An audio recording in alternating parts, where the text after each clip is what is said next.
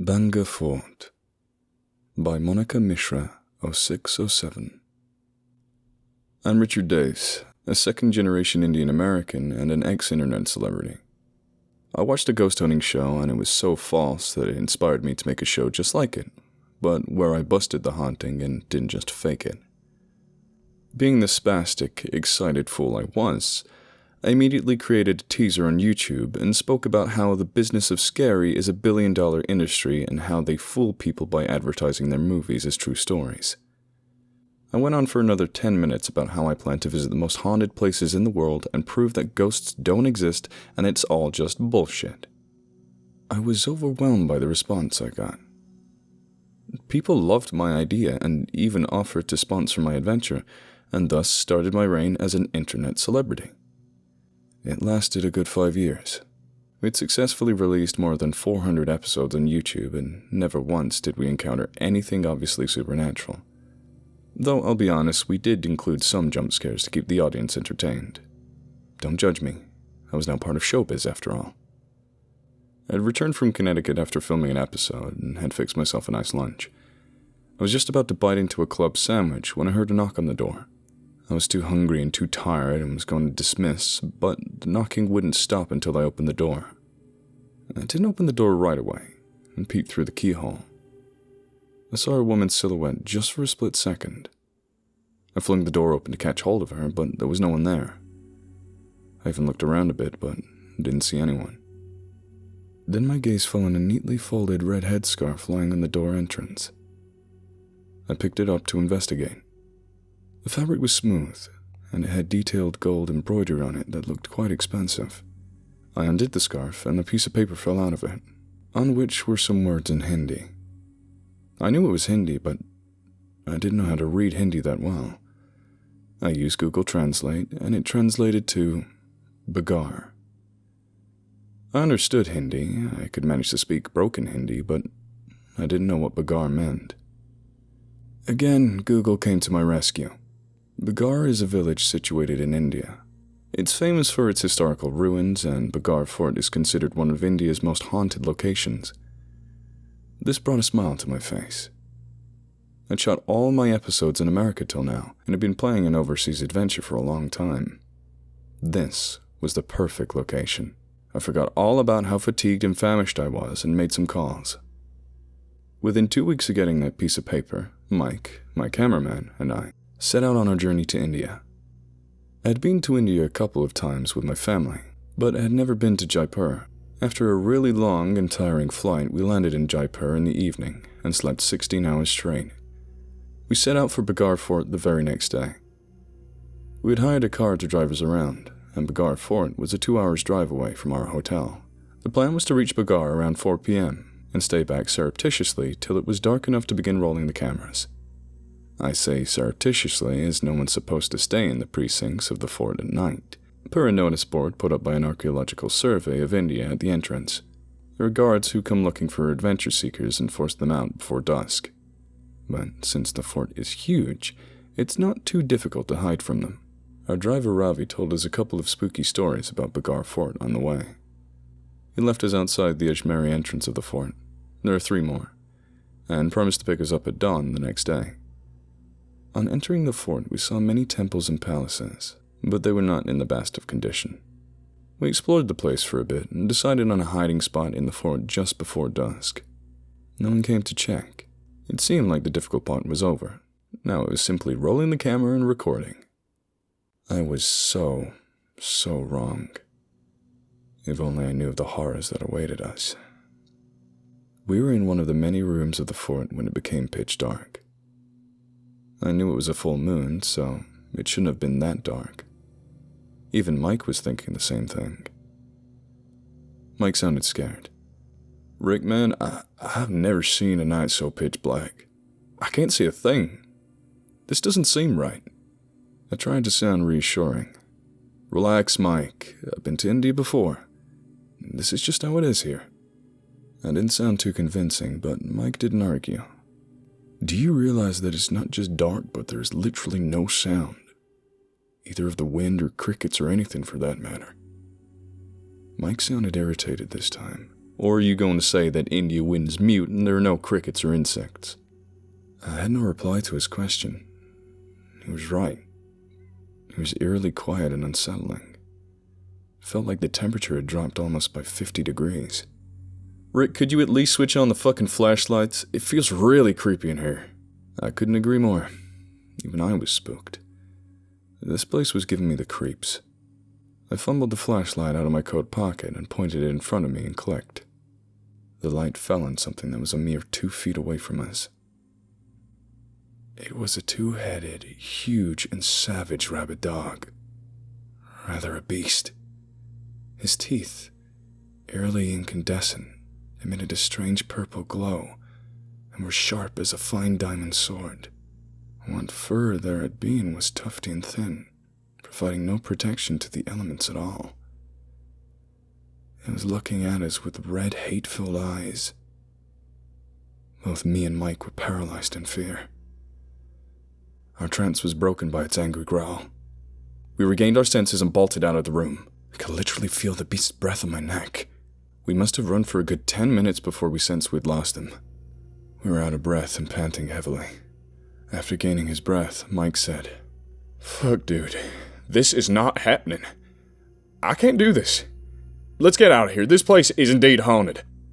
"Just because you're being chased by a dog doesn't mean this place is haunted. Stop being a sissy," I snapped. I was not going to give up so easily and ruin everything I'd built for the last 5 years because of some rabid dog. Mike sounded angry. "Fuck, man, are you crazy? How many two-headed dogs have you seen in your life, huh? Did you see the teeth on that thing? Did it look normal to you? I don't care if you want to stay, but I sure don't.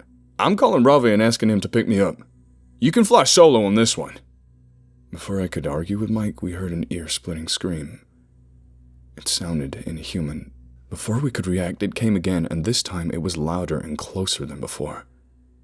I didn't need any convincing this time. "Mike, let's get out of this godforsaken damn place. Whatever cursed creature made that noise is going to be upon us in no time. Let's try and get to the main entrance and then call Ravi." I didn't get any reply from Mike. So I shone the flashlight on him, and what I saw filled me with dread. Mike's mouth was sewn shut with what looked like human hair, and he didn't need words to describe the horror and pain he felt as it was evident in his eyes. Towering above Mike, as tall as a double-decker bus, was a creature straight from the very depths of hell. An abomination. The leathery-skinned creature was the most hideous being one could lay their eyes on. It began to emit a series of squeaks and clicks. It reeked of raw sewage and rotten flesh. I'll never forget the look in its evil eyes. It was grinning from ear to ear, and it was the ugliest grin. It was holding Mike with its clawed hands. Drool dripped from its mouth. The phlegm oozed from its nostrils. It didn't take an expert to guess that Mike was the monster's meal. I'm not a coward, but I'm not stupid either. I knew I couldn't save Mike. Just when the monster was about to take the first bite of my friend, I made a dash. I can never forget Mike's dying screams. Sometimes I wish I could, though. I ran as fast as my legs could carry me. My heart and lungs were burning, and after running for what felt like forever, I fell face forward on the cold floor. I didn't try to get up. I couldn't even if I wanted to. I'd run so far, but I was still inside the fort and nowhere near the exit. It seemed like a loop I could never get out of. I cried like I'd never cried before. I felt so helpless. I'd just left my friend to die in the worst manner possible. I was responsible for his death. All this happened because I didn't believe in the supernatural, and now the supernatural came to bite me. This was so ironic. Despite the circumstances, I started laughing and crying and then wailing. This went on for what felt like hours. I finally mustered the energy to stand up on my feet. I'd lost the flashlight whilst trying to escape, but still had my mobile phone on me. With renewed hope, I unlocked it to call Ravi. But fate was not on my side. There was no network.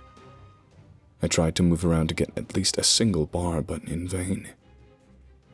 I checked the time on my phone. It was 3 a.m.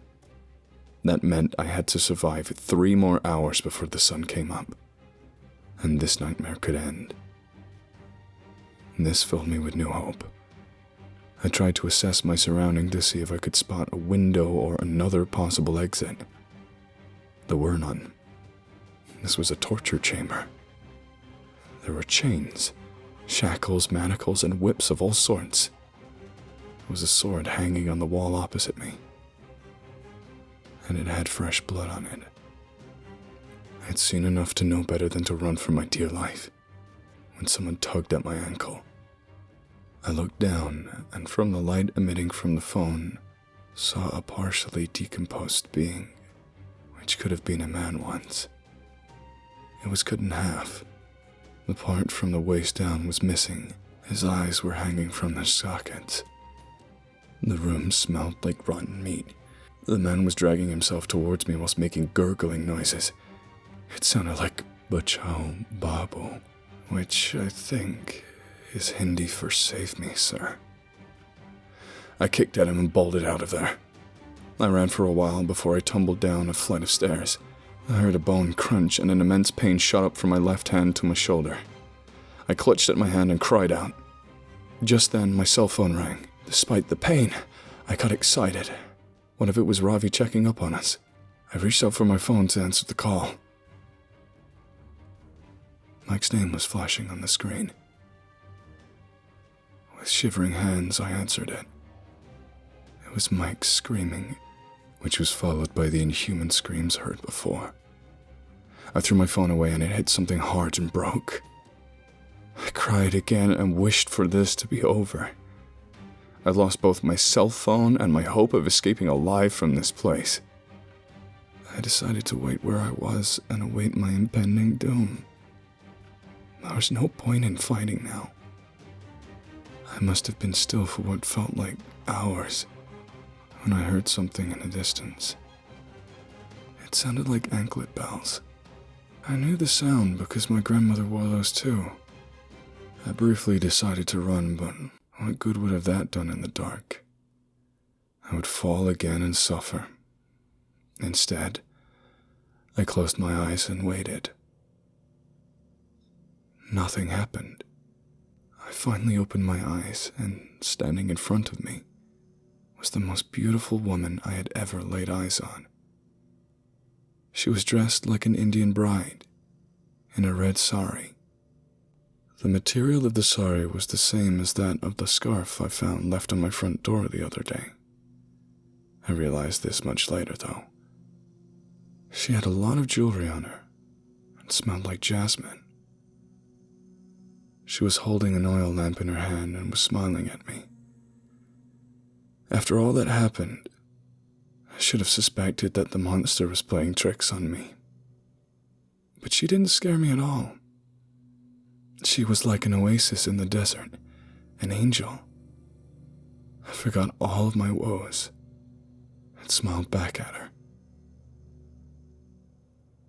All exchanges between me and the bride, I never learned her name, happened in Hindi, but I'll keep it simple and related in English. What are you doing here? Are you hurt? She sounded concerned. Yeah, I think I broke my arm. Do you want to get out of here? Oh yes, who wouldn't? I sounded excited. She chuckled at this. Okay, follow me. I will help you escape, but no matter what, don't look behind you. I obliged. While we were walking, I heard my name being called many times.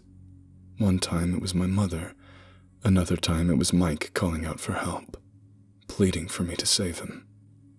But when I didn't respond, he cursed me and called me a backstabber and a coward. I was so tempted to turn around and explain myself to Mike, but I knew he was dead. It was the evil here trying to trap me one last time. We must have walked for about 20 minutes in silence when I could finally see the exit.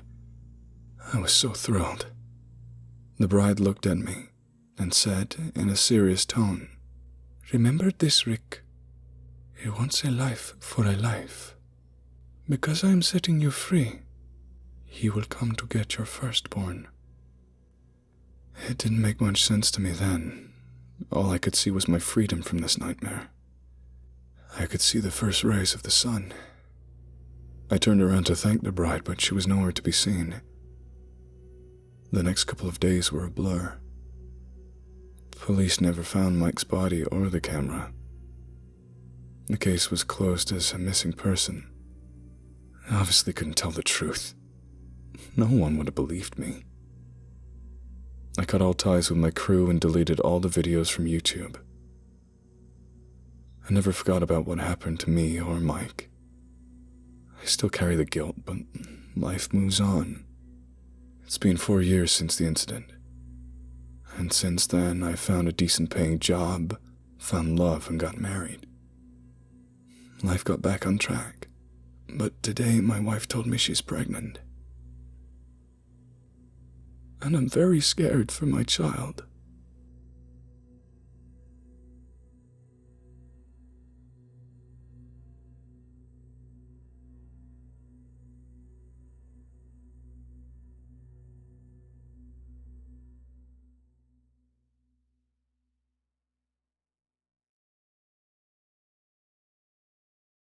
If you like this video, please consider subscribing.